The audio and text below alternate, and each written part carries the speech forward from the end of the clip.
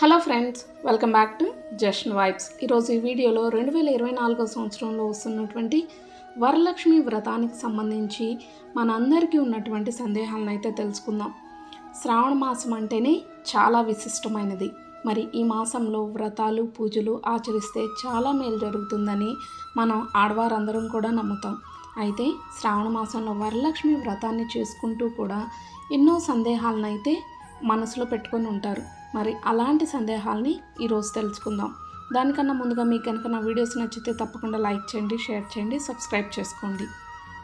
ముందుగా శ్రావణ మాసంలో ఇంటిని ఎప్పుడు శుభ్రం చేసుకోవాలి, ఎలా శుభ్రం చేసుకోవాలి? వ్రతం ముందు రోజే నీటిలో పసుపు, కొంచెం రాళ్ళ ఉప్పు వేసి ఇంటిని శుభ్రం చేసుకోవాలి. వ్రతం రోజు పసుపు నీరు లేదా గోమూత్రం, అది కూడా లేదంటే గంగాజలం తీసుకొని ఆకుతో కానీ పుష్పంతో కానీ ఇల్లంతా చల్లుకొని శుద్ధి చేసుకోవాలి. ముఖ్యంగా ఈ శ్రావణ మాసంలో బూజులు అనేవి అస్సలు దులపకూడదు. పూజ అంతా పూర్తయిన తర్వాత అమ్మవారికి ఉద్యాపన ఎలా చెప్పాలనే డౌట్ ఉంటుంది కదా.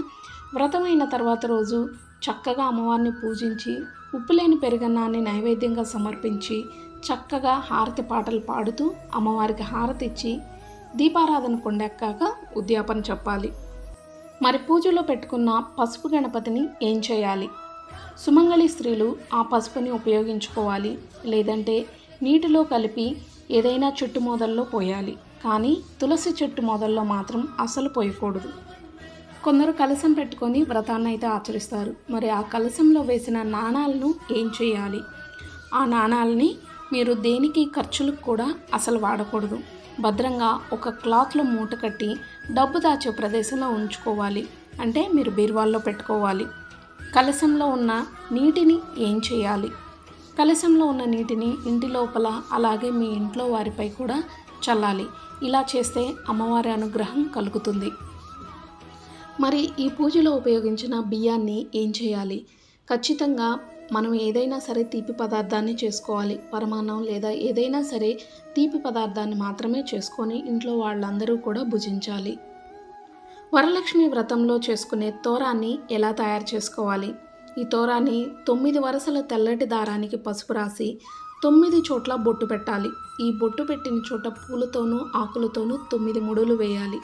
ఈ ముడుల్ని గ్రంథి అంటారు, లేక తోర గ్రంథి నవసూత్రం అంటారు. పూజ స్టార్ట్ చేయకముందే తోర పూజ చేసి లక్ష్మీ పూజ మొదలు పెట్టాలి. అలాగే తోర మంత్రాన్ని చదువుకుంటూ తోరాన్ని కట్టుకోవాలి. మరి చేతికి కట్టుకున్న తోరం ఎన్ని రోజులు ఉంచుకోవాలి? చేతికి కట్టుకున్న తోరంతో ఒక నిద్ర చేసి మరుసటి రోజు తీసివేయాలి. అయితే వ్రతమైన తర్వాత రోజు ఉద్యాపన చెప్పి తోరం తీయాలి. అంతేకాని ఊరికే అలా తీసేయకూడదు. ఇలా తీసిన తోరాన్ని చెట్టు మొదల్లో లేదంటే పారే నీటిలో వదలాలి. అంతేగాని ఎక్కడ పడితే అక్కడ వదిలేయకూడదు. నెలసరి పూర్తయిన 4వ రోజు లేదా 5వ రోజుల్లో పూజ చేయవచ్చా? 4వ రోజు అస్సలు పూజ ఆచరించకూడదండి. 5వ రోజు అయితే 4వ రోజు 5వ రోజు నియమాలు పాటించి ఇంకా బ్లీడింగ్ అవ్వట్లేదు, ఆగిపోయింది అనుకుంటేనే పూజ చేసుకోవచ్చు. అలాగే 5వ రోజు స్నానం అయ్యేంత వరకు కూడా పూజా సామాన్లని తాకకూడదు. మరి పూర్వ సువాసినులు ఈ వ్రతం చేసుకోవచ్చా? నిత్య పూజలాగైతే చేసుకోవచ్చండి. కుంకుమ పూజ కానీ కలశ పూజ కానీ చేసుకోకూడదు. ఉద్వాసన ఎప్పుడు చెప్పాలి?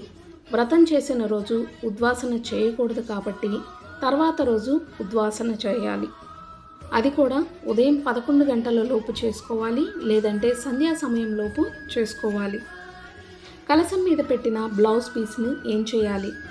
ఆ బ్లౌజ్ పీస్ని మీరే వాడుకోవచ్చు, లేదంటే మీ అత్తగారు లేదంటే మీ గోత్రీకులు మాత్రమే ఉపయోగించుకోవాలి. అసలు ముత్తైదువు తాంబూలంలో 2 జాకెట్ ముక్కలు పెట్టడం తప్పనిసరి. ముత్తైదువు తాంబూలంలో తప్పనిసరిగా 2 జాకెట్ ముక్కలను అయితే పెట్టాలండి. ఒకవేళ మీరు చీర పెట్టదలిస్తే మాత్రం చీర పెట్టి మరియు జాకెట్ పీస్ను కూడా పెట్టాలి. అలాగే ఈ తాంబూలంలో తప్పనిసరిగా శనగలు నానబెట్టినవి పెట్టాలన్నమాట. పూజా నిర్యాణం ఏం చేయాలి? చెరువు లేదా చెట్టు మొదల్లో లేదంటే ఎక్కడైనా సరే పారే నీటిలో వదలాలి. మరి కలశం మీద కొబ్బరికాయని ఏం చేయాలి? తప్పనిసరిగా ఏదైనా తీపి పదార్థాన్ని చేసుకోవాలి. ఇవ్వండి మీ సందేహాలకి నా సమాధానాలు. Thank you.